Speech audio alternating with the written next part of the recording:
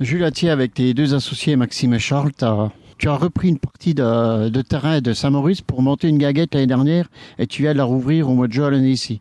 Tu nous expliques un petit peu le concept? Oui, tout à fait. Donc c'est une initiative qui nous est venue en nous consultant.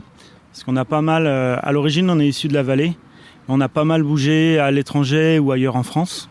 Et en revenant, on avait envie de faire quelque chose dans la vallée.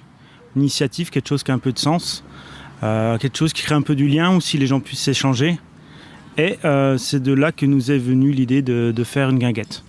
Donc un lieu de plein air assez simple, avec des jeux en bois à disposition, avec diverses activités. Mais comme j'ai dit, tu t'appelles Jules Attier. Il y a un rapport avec l'hôtel Attier qui a brûlé il y a une paire d'années? Le seul rapport aujourd'hui, c'est le terrain.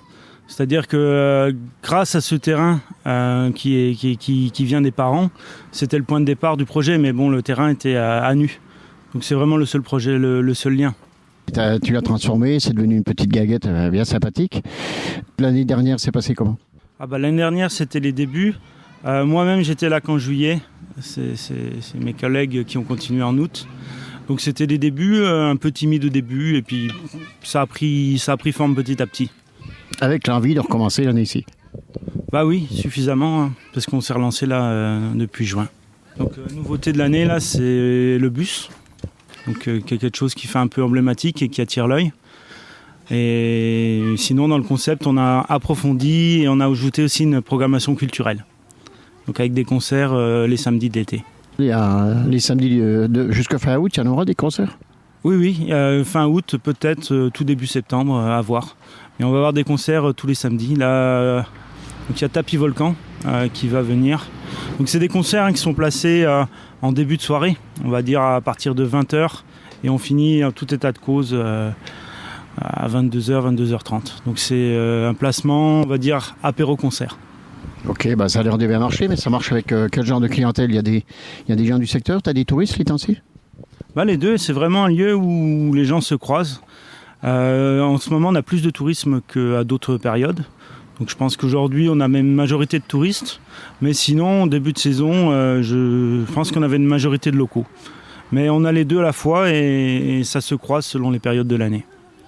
Et donc ça tourne sur le principe d'une gaguette. Bon, tu nous as dit qu'il y avait des jeux en plein air, mais qu'est-ce que peuvent trouver les gens qui viennent? Il y a à manger, il y a à boire?